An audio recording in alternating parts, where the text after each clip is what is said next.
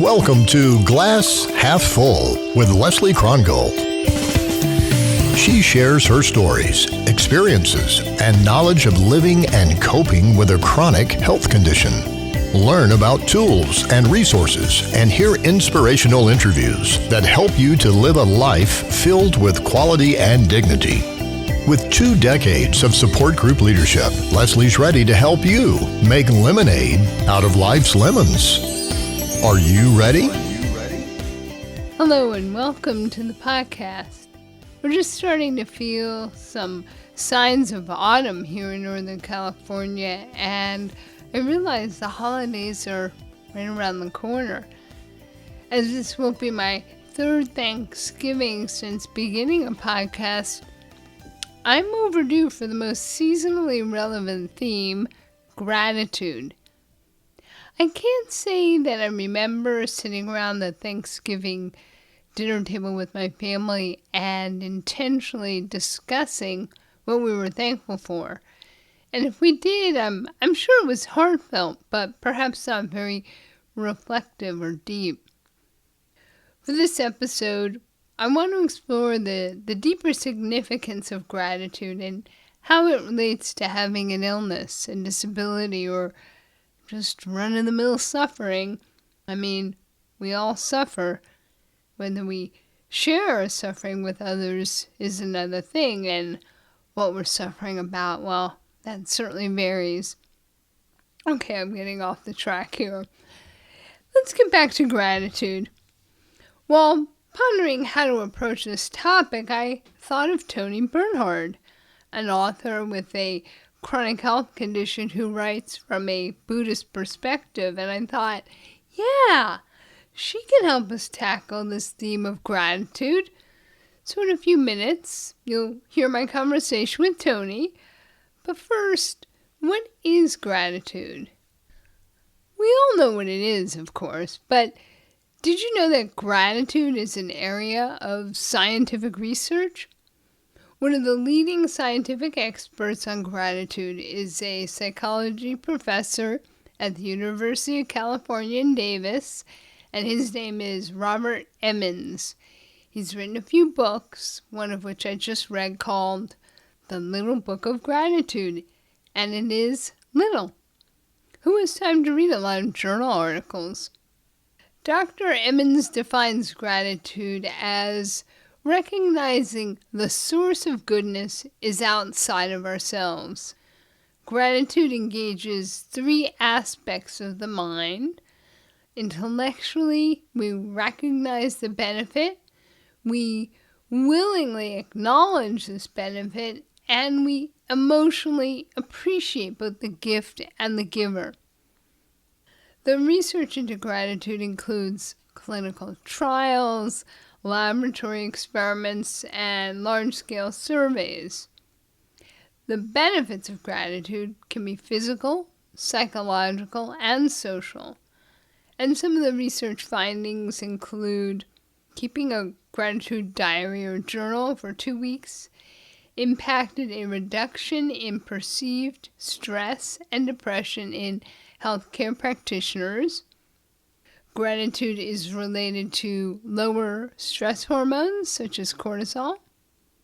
Practicing gratitude helped reduce dietary fat intake in one study, and in another study, the practice reduced feelings of hopelessness in suicidal inpatients and increased their levels of optimism. In another study of patients with chronic pain, gratitude practice improved the quality of sleep for a percentage of the patients. One chapter in Dr. Emmons' book is devoted to busting some of the myths about gratitude. Of note is the 4th myth. Gratitude is impossible or appropriate in the midst of adversity or suffering.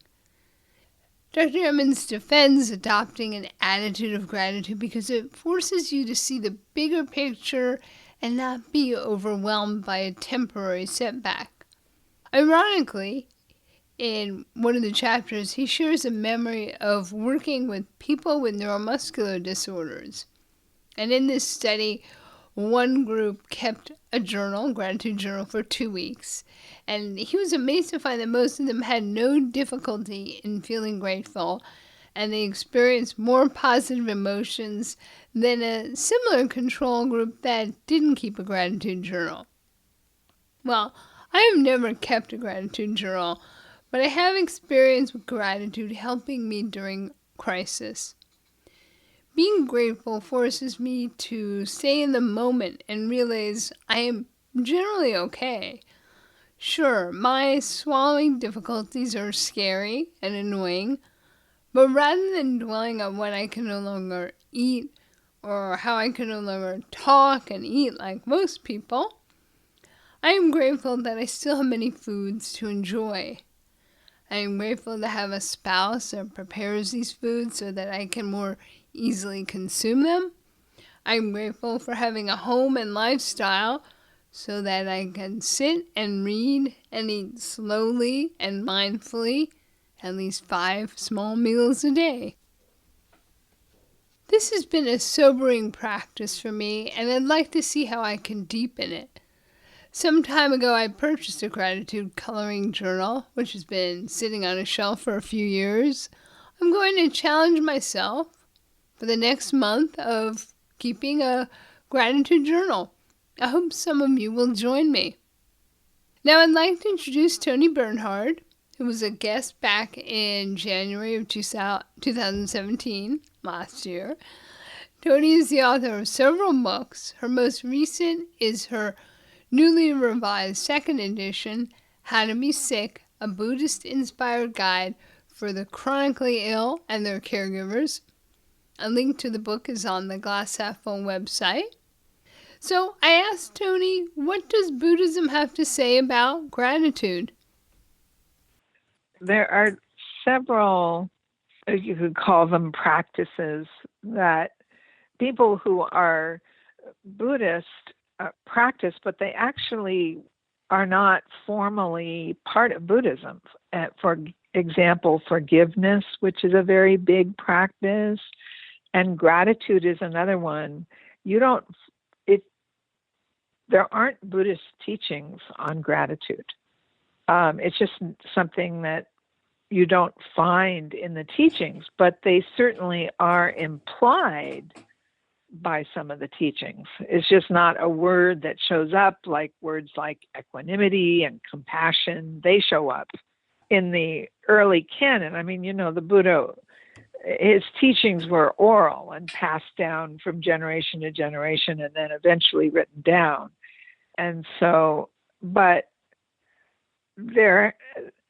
so I can't actually say that there are Buddhist teachings on gratitude. What there are what are called in Buddhism the Brahma Viharas, which are 4 emotional states, I guess you could call them. Everyone has different names for them. I write about them in all my books. The sublime states, the divine abodes. These are what one of my teachers says they're the only 4 emotions worth having. And from those 4, gratitude can be implied. And those 4 are, the first one is metta, which is usually translated as loving kindness, but more modernly as friendliness, boundless friendliness. And I guess you could say, you don't have to love everybody, but you can still greet the world with friendliness and greet people with friendliness, recognizing that even though you may disagree about a lot of things, you always have things in common. I mean, think of someone, it's always easy to go to a political example, some politician who you wish weren't in office. Mm-hmm. If you stop and reflect, you can find that you do have things in common. You wish the best for your children, that kind of thing. Mm-hmm. So that's called metta or friendliness. And then, of course, there's compassion. the third one is, I translate it as empathetic joy, where you feel joy you take joy in other people's joy. Mm-hmm. And the last one is equanimity, which is a kind of balanced state of mind that is able to calmly cope with the ups and downs of life, the inevitable ups and downs. The down for me is chronic illness. But everybody, no one goes through a day without having both ups and downs. So those are called these four supreme or sublime emotions. And I could go through each one and bring out the gratitude that's implied in each one. But that word gratitude doesn't actually show up in the teachings. That's very interesting. I don't know, is that, yeah. No, I mean, that's interesting because for some reason, and, maybe it's just in my mind, when I hear about gratitude practice, gratitude journals, I always think that it has some sort of root in Buddhism. And of course, I know very little about Buddhism. Yeah, a lot of people do. Same with forgiveness.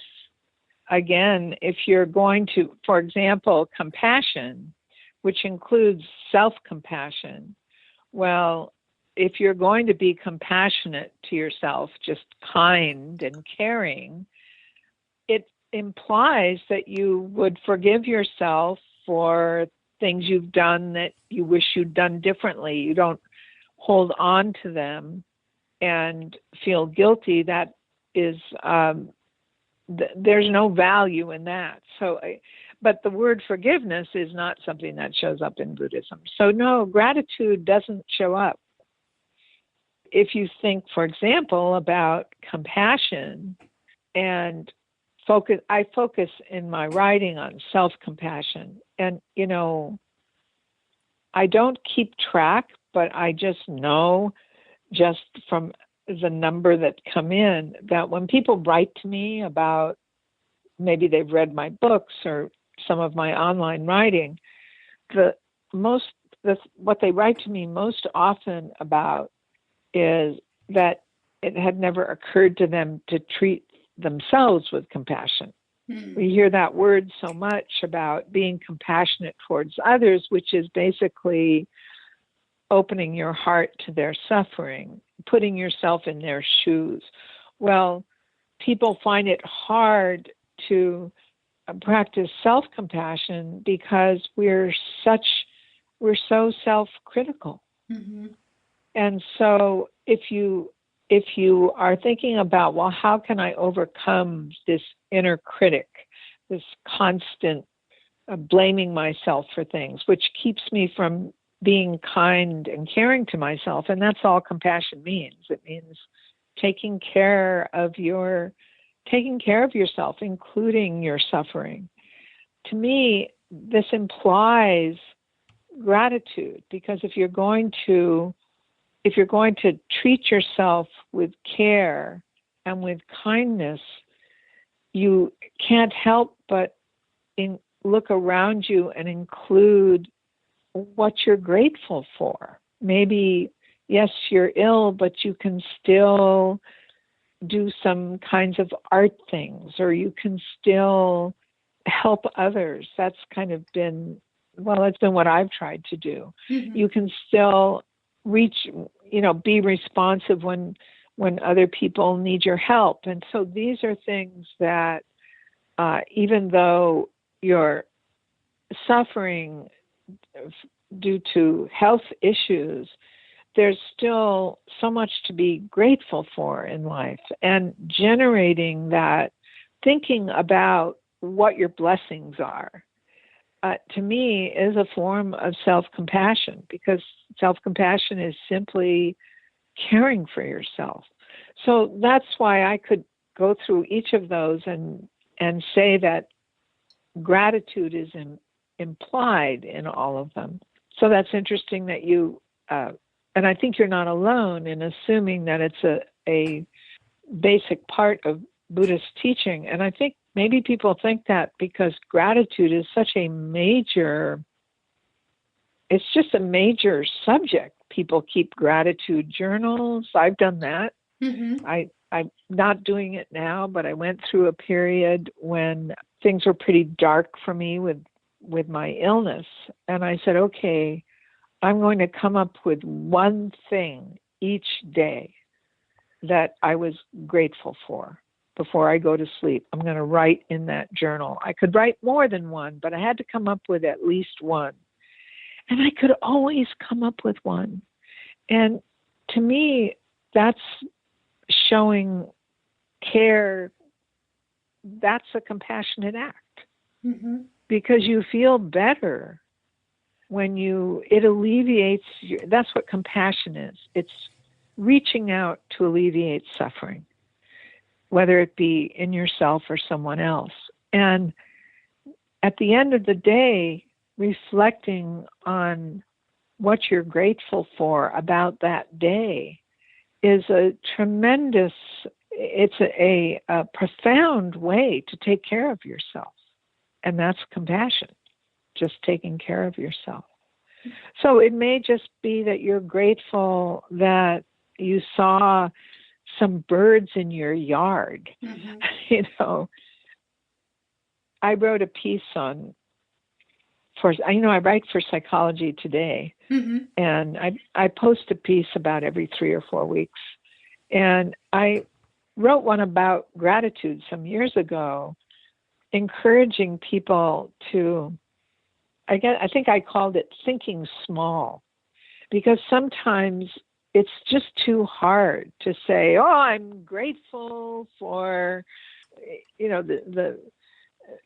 for everything about my life and all my blessings. And sometimes you're just not feeling that. It's not very but sincere. If you think small, mm-hmm. I'm actually in the bedroom looking. I have a window to my yard in the bedroom. I'm very fortunate because it goes floor to ceiling. Mm-hmm. I'm watching 2 squirrels playing in my yard. Now, they have kind of taken over the neighborhood, which is a problem in people's attics and stuff, but they sure are. I'm feeling really grateful to be seeing them. Appreciating, even if it's just something small. Mm-hmm. Because sometimes you can't force yourself to be grateful. And so that's why I think sometimes people may feel like failures because they're just not grateful enough for what they have. And so I recommend that you switch gears and let the big things go. And just look around you. Maybe you're grateful because breakfast tasted so good today. Mm-hmm. Just the little things in life. Because, I find that really helpful for myself. Because to say, I'm grateful that I'm pretty much housebound. Mm. Well, I'm actually not grateful about that. Mm-hmm. I'd rather not be housebound. Mm-hmm. I've learned to not, and this is where equanimity comes in, I've learned to not feel aversion toward it, because that just makes things worse. To fight it, to deny it, to blame myself, all of that just makes things worse. But if you ask me, are you grateful that you're housebound? My husband tomorrow is going to Berkeley to see our son and our granddaughter and our daughter-in-law. Well, I can't go. Mm-hmm. So am I grateful for that? No. So I think sometimes one problem with gratitude is that it can turn into these shoulds. And shoulds are, I should be feeling grateful. I should be. And so shoulds to me are always, almost always, almost always counterproductive if you're ordering yourself, Mm-hmm. But when tomorrow comes and my husband is gone, there will be some things to be grateful for, maybe just the quiet. Mm-hmm. Even though my first choice is to go with him.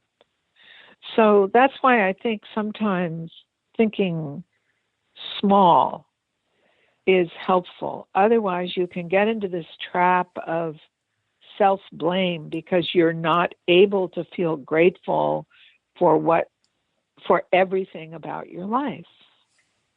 I'm not grateful that I can't go tomorrow. Mm-hmm. But it doesn't mean I won't be able to find some little things.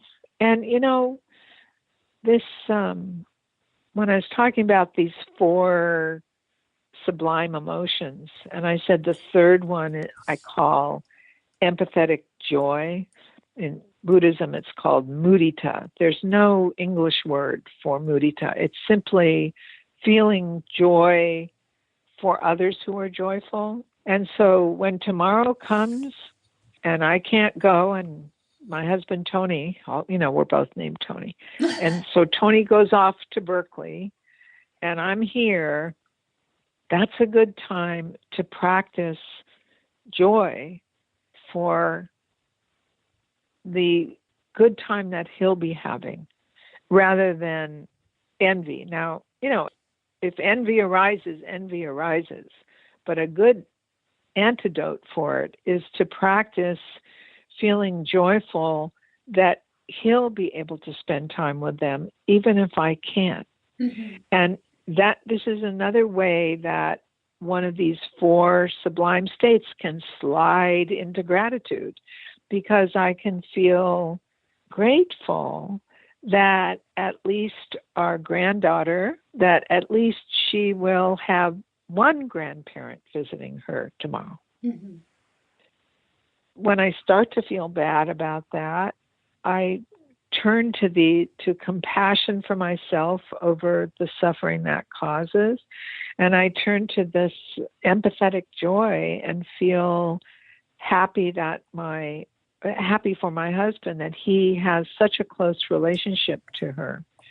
And that, like I said, it slides over into a feeling of gratitude. I am so grateful for their relationship, that I'm so grateful that I no longer feel bad that she and I wouldn't say we're not close, in that we love each other. If I text her, she texts me back, and it doesn't bother me. That's kind of an equanimity practice. This is the way things are. Mm-hmm. You don't always get your way. My first choice would be to take her places, and here was my favorite thing to do as a teenager. It's okay. I'm not bitter about it, and I'm grateful that she's been able to develop this really close relationship with my husband. And I'm grateful for what contact I do have with her, which is mostly a text now and then. What has helped me the most is that these 4 sublime, I think in How to Be Sick, I call them the sublime state. Working with those, that's really what turned my life around, because each one of them is an antidote for painful mental states. This joy in the joy of others is the antidote for envy, and this boundless friendliness is the antidote for hatred. And equanimity, which is really for me, if I could live my life in a state of equanimity, that would be enlightenment for me. Mm-hmm. I don't think of enlightenment as some transcendent, otherworldly state, which is why I often say I don't practice Buddhism as a religion. It's just, for me, a practical path. If I could live all the time in a state of equanimity where you can ride the waves of life's ups and downs, not clinging to the joys because they're going to pass, mm-hmm. and accepting the difficulties as just an inevitable part of life, I would just be at peace all the time. Are you close? But that's, how close are you? No, I'm not. Here's how I'm close. At least I've gotten to the point where I can remind myself to be equanimous. So, for example, when we couldn't connect on Skype, I started to feel stressed about it. Mm-hmm. And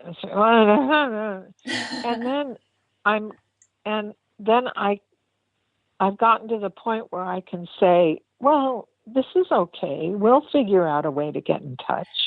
And we did. Yeah.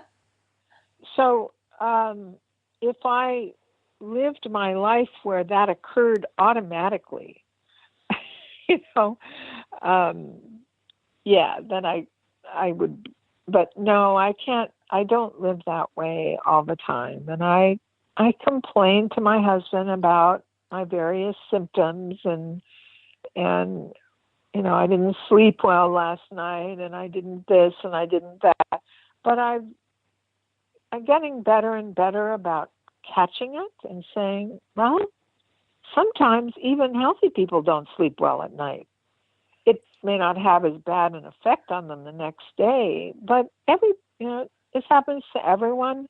Just do the best you can today and within your limitations, and that's what I try to do. Yeah. I would just say this.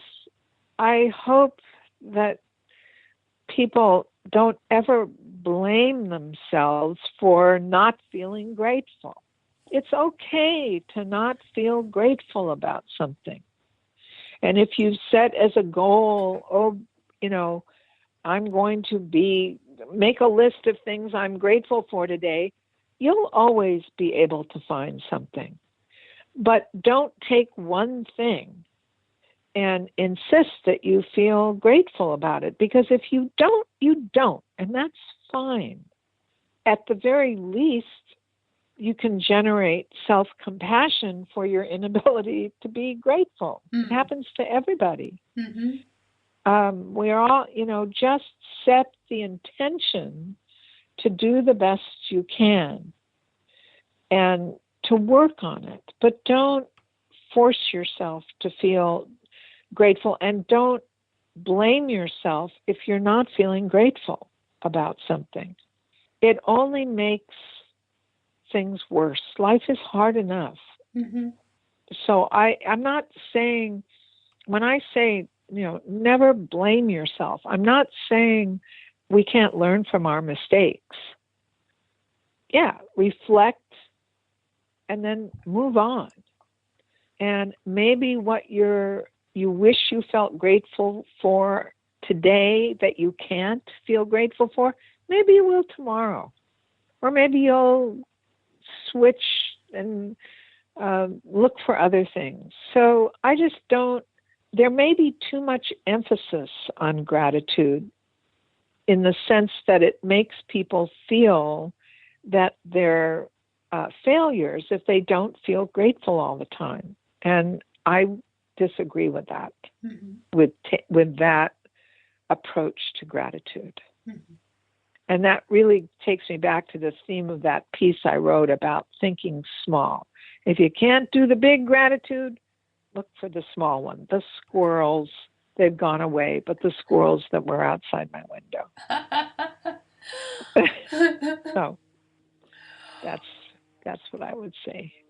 But this has been great. Actually, talking about gratitude this way has been really instructive to me, because I didn't know you were going to ask, well, where is it in the Buddhist teachings? And it was like, I was aware it's not in there, but then I had to really think about, how it's implied by this. So it's been really instructive for me too.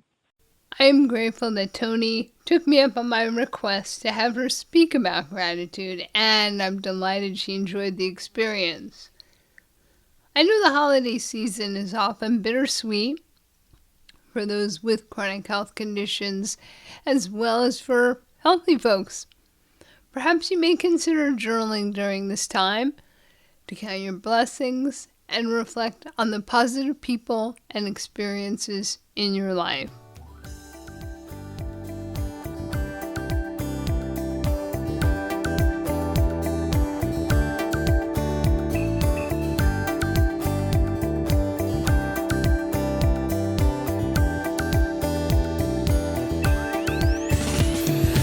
Thank you for listening to Glass Half Full. Leslie invites you to leave a rating and review on iTunes. This helps spread the word to others dealing with chronic health issues. For show notes, updates, and more, visit the website glasshalffull.online. Glasshalffull.online.